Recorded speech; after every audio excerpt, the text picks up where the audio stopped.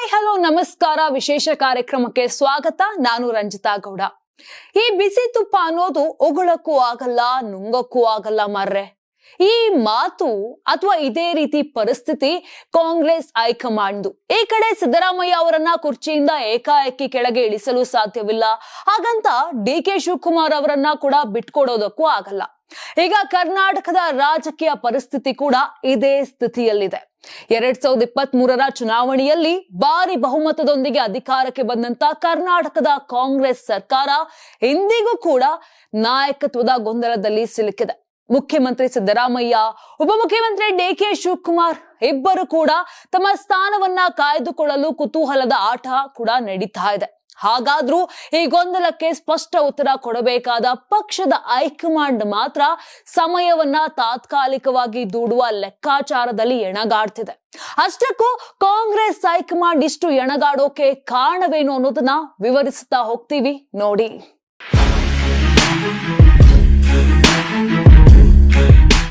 ಸರ್ಕಾರ ಸುಭದ್ರವಾಗಿರಲು, ಸುಲಲಿತವಾಗಿ ಕಾರ್ಯನಿರ್ವಹಿಸಲು ಕೇವಲ ಸ್ಪಷ್ಟ ಬಹುಮತವಿದ್ದರೆ ಸಾಕಾಗುವುದಿಲ್ಲ ಎಂಬುದಕ್ಕೆ ರಾಜ್ಯದ ಕಾಂಗ್ರೆಸ್ ಸರ್ಕಾರವೇ ಇಂದು ಸ್ಪಷ್ಟ ಉದಾಹರಣೆಯಾಗಿದೆ. ಇತ್ತ ಸ್ಪಷ್ಟ ಬಹುಮತ ಮತ್ತು ರಾಜಕೀಯ ವರ್ಚಸ್ಸು ಎರಡನ್ನೂ ಕಳೆದುಕೊಂಡಿರುವ ಪ್ರತಿಪಕ್ಷ ಬಿಜೆಪಿ ಆಡಳಿತದ ಮೇಲೆ ತೀವ್ರ ಒತ್ತಡ ಹೇರುವ ಸ್ಥಿತಿಯಲ್ಲೂ ಇಲ್ಲ. ಸಾಮಾನ್ಯವಾಗಿ ಈ ಎರಡು ಅಂಶಗಳು ಒಂದೇ ಸಮಯದಲ್ಲಿ ಒಂದೇ ಪಕ್ಷದ ಬಳಿ ಇದ್ರೆ ಆ ಪಕ್ಷ ಸರ್ಕಾರವನ್ನು ಸರಾಗವಾಗಿ ನಡೆಸುವುದಷ್ಟೇ ಅಲ್ಲದೆ ಮುಂದಿನ ಚುನಾವಣೆಗೆ ಭದ್ರವಾದ ಬುನಾದಿಯನ್ನು ಹಾಕಿಕೊಳ್ಳುತ್ತಿದೆ. ಆದರೆ ಕರ್ನಾಟಕದಲ್ಲಿ ಅದು ಸಾಧ್ಯವಾಗದೆ ಹೋಗಿದೆ.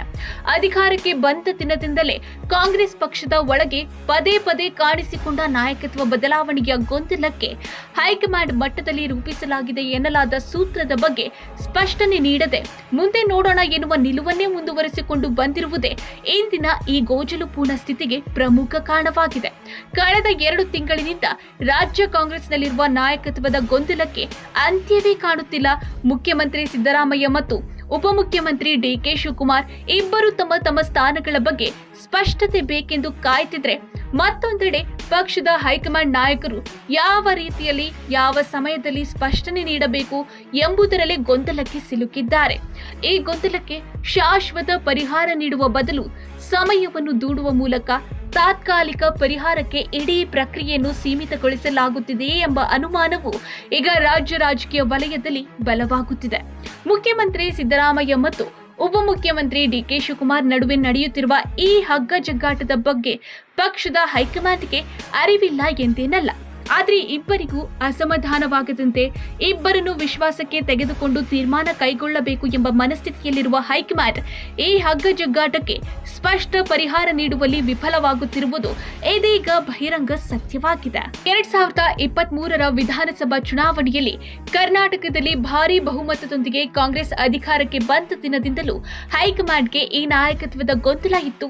ಆರಂಭದಲ್ಲಿ ಸಂಭವಿಸಬಹುದಾದ ರಾಜಕೀಯ ಹೊಡೆತವನ್ನು ತಪ್ಪಿಸಿಕೊಳ್ಳಲು ಒಂದು ಸೂತ್ರವನ್ನು ರೂಪಿಸಿ ಸರ್ಕಾರ ರಚನೆಗೆ ಅವಕಾಶ ಮಾಡಿಕೊಡಲಾಯಿತು. ಆದರೆ ಅಹಿಂದ ನಾಯಕರಾಗಿರುವ ಸಿದ್ದರಾಮಯ್ಯ ಅವರನ್ನು ಬಲವಂತವಾಗಿ ರಾಜೀನಾಮೆ ನೀಡುವಂತೆ ಮಾಡಿದ್ರೆ ಉಂಟಾಗಬಹುದಾದ ಅನಾಹುತಗಳ ಅರಿವು ಹೈಕಮಾಂಡ್ಗೆ ಚೆನ್ನಾಗಿದೆ.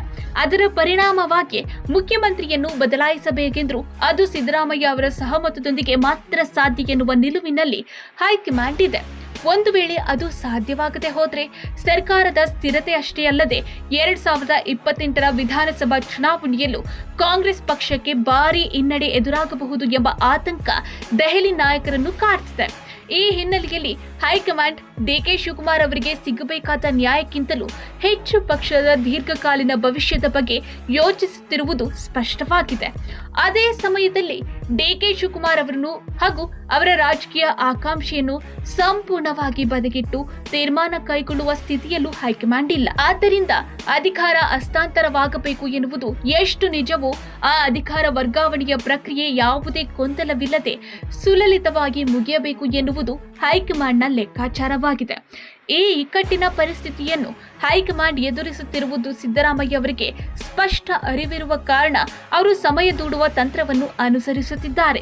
ಕೆಲ ತಿಂಗಳುಗಳ ಹಿಂದೆ ನಾನೇ 5 ವರ್ಷ ಮುಖ್ಯಮಂತ್ರಿ ಎಂದು ನೇರವಾಗಿ ಹೇಳುತ್ತಿದ್ದ ಸಿದ್ದರಾಮಯ್ಯ ಇತ್ತೀಚಿನ ದಿನಗಳಲ್ಲಿ ಹೈಕಮಾಂಡ್ ತೀರ್ಮಾನಕ್ಕೆ ಬದ್ಧ ಎನ್ನುವ ಪದಗಳನ್ನು ಹೆಚ್ಚು ಬಳಸುತ್ತಿರುವುದು ಈ ತಂತ್ರದ ಭಾಗವಾಗಿದೆ. ಡಿಕೆ ಶಿವಕುಮಾರ್ ನಿವಾಸದಲ್ಲಿ ನಡೆದ ಸಭೆಯ ಬಳಿಕ ಸುದ್ದಿಗಾರರು ಕೇಳಿದ ಡಿಕೆ ಸಿಎಂ ಯಾವಾಗ ಎಂಬ ಪ್ರಶ್ನೆಗೆ ಹೈಕಮಾಂಡ್ ಹೇಳಿದಾಗ ಡಿಕೆ ಶಿವಕುಮಾರ್ ಮುಖ್ಯಮಂತ್ರಿ ಆಗುತ್ತಾರೆ ಎಂದು ಹೇಳುವ ಮೂಲಕ ಸಿದ್ದರಾಮಯ್ಯ ಅವರು ಪೂರ್ಣಾವಧಿ ಮುಖ್ಯಮಂತ್ರಿ ಎನ್ನುವ ಹೇಳಿಕೆಯಿಂದ ಒಂದು ಹೆಜ್ಜೆ ಹಿಂದೆ ಸರಿದಂತಾಯಿತು. ಆದರೆ ಈ ನಡುವೆ ಯತೀಂದ್ರ ಸಿದ್ದರಾಮಯ್ಯ ಅವರ ಹೇಳಿಕೆಗಳು ಮತ್ತೆ ರಾಜ್ಯ ರಾಜಕೀಯದಲ್ಲಿ ಗೊಂದಲಕ್ಕೆ ಕಾರಣವಾಗಿವೆ. ರಾಜ್ಯ ರಾಜಕೀಯದಲ್ಲಿ ನಾಯಕತ್ವದ ಈ ಗೊಂದಲ ಜೀವಂತವಾಗಿರಬೇಕು ಎನ್ನುವುದು ಸಿದ್ದರಾಮಯ್ಯ ಅವರ ಆಪ್ತರ ಲೆಕ್ಕಾಚಾರವಾಗಿದೆ.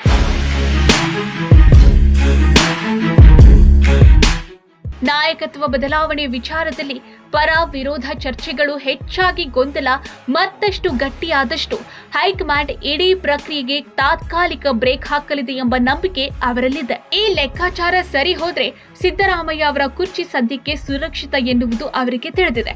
ಒಂದು ವೇಳೆ 2026 ಜನವರಿ 2ನೇ ವಾರದೊಳಗೆ ನಾಯಕತ್ವ ವಿಚಾರಕ್ಕೆ ಸಂಬಂಧಿಸಿದಂತೆ ದೆಹಲಿ ಮಟ್ಟದಲ್ಲಿ ಯಾವುದೇ ಮಹತ್ವದ ಸಭೆ ನಡೆಯದಿದ್ದರೆ ಬಜೆಟ್ ವರೆಗೆ ಯಾವುದೇ ಬದಲಾವಣೆ ಆಗುವುದಿಲ್ಲ ಎಂಬ ಅಂದಾಜು ಕೂಡ ಇದೆ. ಅದರ ಬಳಿಕ ಕೇರಳ ವಿಧಾನಸಭಾ ಚುನಾವಣೆ ಎದುರಾಗುವುದರಿಂದ ಮುಂದಿನ ಜೂನ್ ವರೆಗೆ ಇಡೀ ಪ್ರಕ್ರಿಯೆ ಸ್ಥಗಿತಗೊಳ್ಳಬಹುದು ಎನ್ನುವುದು ಸಿದ್ದರಾಮಯ್ಯ ಹಾಗೂ ಅವರ ಆಪ್ತರ ಲೆಕ್ಕಾಚಾರವಾಗಿದೆ. ಇದಕ್ಕೆ ಪೂರಕವಾಗಿ ಎಐಸಿಸಿ ಪ್ರಧಾನ ಕಾರ್ಯದರ್ಶಿ ಹಾಗೂ ರಾಹುಲ್ ಗಾಂಧಿ ಅವರ ಅತ್ಯಾಪ್ತ ವಲಯದಲ್ಲಿರುವ ಕೆಸಿ ವೇಣುಗೋಪಾಲ್ ಮುಖ್ಯಮಂತ್ರಿ ಸಿದ್ದರಾಮಯ್ಯ ಅವರಿಗೆ ಕೇರಳ ಚುನಾವಣೆ ಮುಗಿಯುವವರೆಗೂ ಏನು ಆಗಲು ಬಿಡುವುದಿಲ್ಲ, ನಾನಿದ್ದೇನೆ ಎಂಬ ಭರವಸೆ ನೀಡಿದ್ದಾರೆ ಎನ್ನಲಾಗುತ್ತಿದೆ. ಈ ನಡುವೆ ಸರ್ಕಾರ 2.5 ವರ್ಷ ಪೂರೈಸುತ್ತಿದ್ದಂತೆ ಡಿಕೆ ಶಿವಕುಮಾರ್ ಮುಖ್ಯಮಂತ್ರಿ ಬದಲಾವಣೆಯ ಕೂಗಿಗೆ ನಿರೀಕ್ಷೆಗೂ ಮೀರಿದ ವೇಗ ನೀಡಿದ್ರು. ಬಿಹಾರ ಚುನಾವಣೆಯ ಹೀನಾಯ ಸೋಲು ರಾಷ್ಟ್ರ ರಾಜಕಾರಣದಲ್ಲಿ ಹಿಂದುಳಿದ ವರ್ಗದ ನಾಯಕತ್ವದ ಪರ ಗಾಳಿ ಇದೆ ಎನ್ನುವ ಅಂದಾಜು. ಇದರ ನಡುವೆಯೇ ತಮ್ಮ ಆಪ್ತರನ್ನು ದೆಹಲಿಯಲ್ಲಿ ಪರೇಡ್ ಮಾಡುವಂತಹ ಹೊಸ ಪ್ರಯೋಗಕ್ಕೆ ಕೈ ಹಾಕಿದ್ರು. ಚುನಾವಣೆಯಲ್ಲಿ ಸೋಲಿನ ಹಂತದಲ್ಲಿರುವ ಸಮಯದಲ್ಲಿ ಕರ್ನಾಟಕದಂತಹ ಪ್ರಮುಖ ರಾಜ್ಯದ ಮುಖ್ಯಮಂತ್ರಿಯನ್ನು, ಅದರಲ್ಲಿಯೂ ಅಹಿಂದ ನಾಯಕನನ್ನು ಬದಲಾಯಿಸುವಷ್ಟು ದೊಡ್ಡ ರಿಸ್ಕ್ ಅನ್ನು ಹೈಕಮಾಂಡ್ ತೆಗೆದುಕೊಳ್ಳುವುದಿಲ್ಲ ಎನ್ನುವ ಸ್ಪಷ್ಟತೆ ಇದ್ರೂ ಈ ಪ್ರಯೋಗ ನಡೆದಿದ್ದು ಹಲವರನ್ನು ಅಚ್ಚರಿಗೊಳಿಸಿತ್ತು. ಆದರೆ ಸಮಯ ಕಳೆಯುತ್ತಿದ್ದಂತೆ ತಮಗೆ ಡ್ಯಾಮೇಜ್ ಆಗಬಹುದು ಎಂಬ ಅರಿವಿನಿಂದಲೇ ಡಿಕೆ ಶಿವಕುಮಾರ್ ಈ ಅವಸರದ ಹೆಜ್ಜೆ ಇಟ್ಟಿದ್ದಾರೆ ಎಂಬ ವಿಶ್ಲೇಷಣೆ ಇದೆ. ಏಕೆಂದ್ರೆ 2.5 ವರ್ಷ ಪೂರೈಸುವ ಸಮಯದಲ್ಲಿ ಮುಖ್ಯಮಂತ್ರಿಯಾಗದೆ 3 ಅಥವಾ 3.5 ವರ್ಷಗಳ ನಂತರ ಅಧಿಕಾರ ಹಿಡಿದ್ರೆ ನಿರೀಕ್ಷಿತ ಮಟ್ಟದ ಯಶಸ್ಸು ಸಿಗುವುದು ಕಷ್ಟ. ಅದರಲ್ಲಿಯೂ 2026-2027ನೇ ಸಾಲಿನ ಬಜೆಟ್ ಅನ್ನು ಸಿದ್ದರಾಮಯ್ಯ ಅವರೇ ಮಂಡಿಸಿದ್ರೆ ಡಿಕೆ ಶಿವಕುಮಾರ್ ಅವರಿಗೆ ಪೂರ್ಣ ಪ್ರಮಾಣದಲ್ಲಿ ಮಂಡಿಸಲು ಸಿಗುವುದು ಒಂದೇ ಬಜೆಟ್ ಆಗುತ್ತದೆ. ಚುನಾವಣೆ ಮುನ್ನ ಮಂಡಿಸುವ ಬಜೆಟ್ನಲ್ಲಿ ಯಾವುದೇ ದೊಡ್ಡ ಘೋಷಣೆ ಮಾಡುವ ಅವಕಾಶವೂ ಇರುವುದಿಲ್ಲ. ಜೊತೆಗೆ ಚುನಾವಣೆಗೆ 6 ತಿಂಗಳ ಬಾಕಿ ಇರುವಾಗ ಆಡಳಿತ ವ್ಯವಸ್ಥೆ ರಾಜಕಾರಣಿಗಳು ನಿರೀಕ್ಷಿಸುವಷ್ಟು ಪೂರಕವಾಗಿ ಕಾರ್ಯನಿರ್ವಹಿಸುವುದಿಲ್ಲ. ಅಧಿಕಾರಿಗಳು ಸಹ ಸಂಪೂರ್ಣ ಸಹಕಾರ ನೀಡದ ಸ್ಥಿತಿ ಉಂಟಾಗುತ್ತದೆ. ಈ ಎಲ್ಲಾ ಲೆಕ್ಕಾಚಾರದಲ್ಲಿ 2 ವರ್ಷಕ್ಕೆ ಮುಖ್ಯಮಂತ್ರಿ ಆಗುವ ಅವಕಾಶ ಸಿಕ್ಕರೂ ಅದರಲ್ಲಿ 1.5 ವರ್ಷ ಮಾತ್ರ ಆಡಳಿತ ನಡೆಸುವ ಅವಕಾಶ ದೊರೆಯುತ್ತದೆ. ಜೊತೆಗೆ ಮುಂದಿನ ಚುನಾವಣೆಯಲ್ಲಿ ಸಹಜವಾಗಿ ಏಳುವ ಆಡಳಿತ ವಿರೋಧಿ ಅಲೆಗೆ ಡಿಕೆ ಶಿವಕುಮಾರ್ ತಾವೇ ಮುಖಾಮುಖಿಯಾಗಬೇಕಾಗುತ್ತದೆ. ಈ ಎಲ್ಲಕ್ಕಿಂತ ಮಿಗಿಲಾಗಿ ಸರ್ಕಾರ 2.5 ವರ್ಷ ಪೂರೈಸುವ ಹೊಸ್ತಿಲಲ್ಲೇ ಸಿದ್ದರಾಮಯ್ಯ ಅವರಿಂದ ನಾನೇ 5 ವರ್ಷ ಮುಖ್ಯಮಂತ್ರಿ ಎಂಬ ಹೇಳಿಕೆಗಳು ಕೇಳಿ ಬಂದಿದ್ದು ಡಿಕೆ ಶಿವಕುಮಾರ್ ಹಾಗೂ ಅವರ ಆಪ್ತರಿಗೆ ಗೊಂದಲ ಮತ್ತು ಅಸಮಾಧಾನ ಉಂಟು ಮಾಡಿತ್ತು.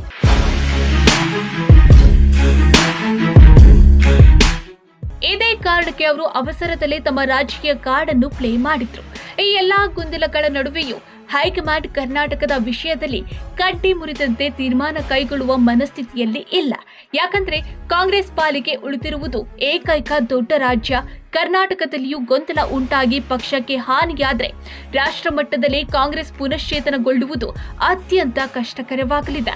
ಆದ್ದರಿಂದ ಕರ್ನಾಟಕದಲ್ಲಿ ಸಿದ್ದರಾಮಯ್ಯ ಅವರ ಅಹಿಂದ ಮತ ಬ್ಯಾಂಕ್ ಉಳಿಸಿಕೊಂಡು ಜೊತೆಗೆ ಡಿಕೆ ಶಿವಕುಮಾರ್ ಅವರ ಸಂಘಟನಾ ಬಲವನ್ನ ಬಳಸಿಕೊಂಡು ಮುಂದಿನ ಚುನಾವಣೆಯನ್ನು ಎದುರಿಸಬೇಕಾದ ಅನಿವಾರ್ಯತೆ ಹೈಕಮಾಂಡ್ ಮುಂದೆ ಇದೆ.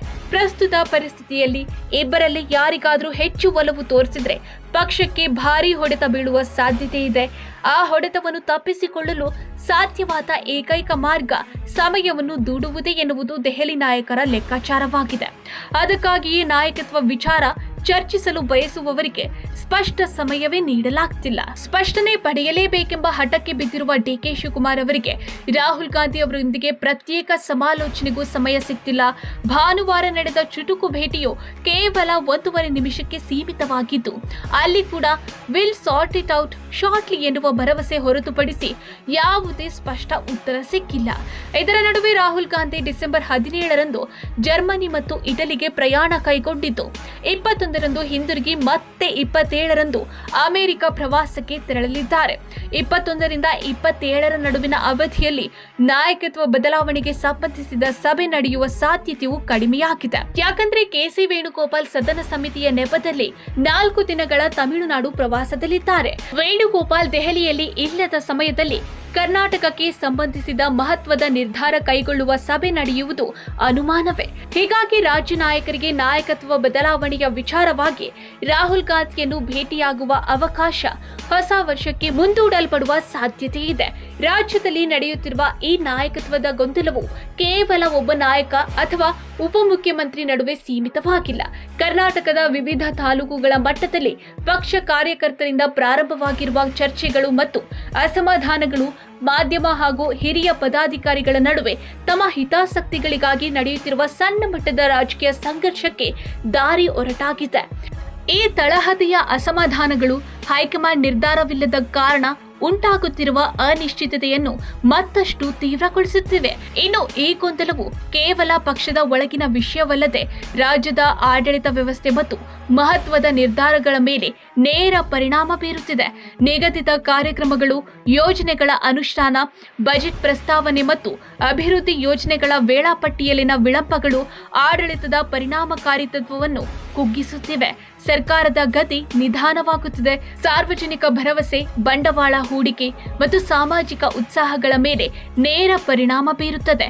ಇದೇ ವೇಳೆ ರಾಜ್ಯ ರಾಜಕೀಯ ವಲಯದಲ್ಲಿ ಎದುರಾಗುವ ಪ್ರತಿದ್ವಂದ್ವಿ ಪಕ್ಷಗಳು ಈ ಗೊಂದಲವನ್ನು ತಮ್ಮ ರಾಜಕೀಯ ಲಾಭಕ್ಕಾಗಿ ಉಪಯೋಗಿಸುತ್ತಿವೆ.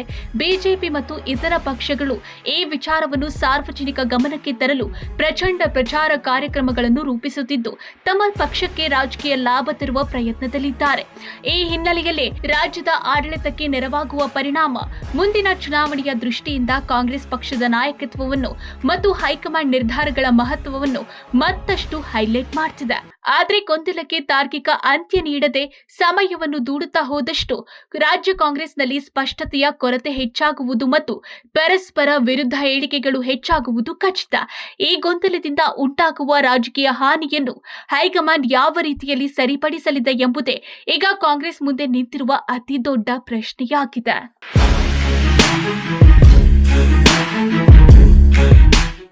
ಕರ್ನಾಟಕದ ರಾಜಕೀಯ ಹಗ್ಗ ಜಗ್ಗಾಟ ಇನ್ನೂ ಅಂತ್ಯ ಕಂಡಿಲ್ಲ. ಸಿದ್ದರಾಮಯ್ಯ ಮತ್ತು ಡಿಕೆ ಶಿವಕುಮಾರ್ ನಡುವೆ ನಡೆಯುತ್ತಿರುವ ನಾಯಕತ್ವದ ಗೊಂದಲ, ಹೈಕಮಾಂಡ್ ನಿರ್ಧಾರಗಳ ತಾತ್ಕಾಲಿಕ ಸ್ಥಗಿತ ಮತ್ತು ಮುಂದಿನ ವಿಧಾನಸಭಾ ಚುನಾವಣೆಗೆ ಬರುವ ಪರಿಣಾಮ ಎಲ್ಲವೂ ಮುಂದಿನ ದಿನಗಳಲ್ಲಿ ಸ್ಪಷ್ಟವಾಗಲಿವೆ. ಈ ರಾಜಕೀಯ ಕಣದಲ್ಲಿ ಪಕ್ಷದೊಳಗಿನ ಅಸಮಾಧಾನ, ಭವಿಷ್ಯದ ತೀರ್ಮಾನಗಳ ಮೇಲೆ ಸಾರ್ವಜನಿಕ ನಿರೀಕ್ಷೆ ಹಾಗೂ ಆಡಳಿತದ ಗತಿಗೆ ಇರಬಹುದಾದ ಪರಿಣಾಮಗಳು ಎಲ್ಲರೂ ಕೂಡ ಗಮನದಲ್ಲಿರಿಸಬೇಕಾದಂತ ಅಂಶಗಳಾಗಿವೆ. ಹೀಗಾಗಿ ಕರ್ನಾಟಕದ ಭವಿಷ್ಯ ಯಾವ ದಿಕ್ಕಿಗೆ ಹೋಗಲಿದೆ ಎಂಬ ಪ್ರಶ್ನೆ ಈ ಗೊಂದಲದ ತೀರ್ಮಾನದ ಮೇಲೆ ನೇರವಾಗಿ ಅವಲಂಬಿತವಾಗಿದೆ. ಈಗ ಎಲ್ಲರಿಗೂ ಗಮನವಿಟ್ಟು ನೋಡಲೇಬೇಕಾಗಿರುವ ಸಮಯ ಇದು. ಯಾಕಂದ್ರೆ ಮುಂದಿನ ನಿರ್ಧಾರವೇ ರಾಜ್ಯದ ರಾಜಕೀಯ ನಕ್ಷೆಯನ್ನ ರೂಪಿಸುವುದು ನಿಶ್ಚಿತ.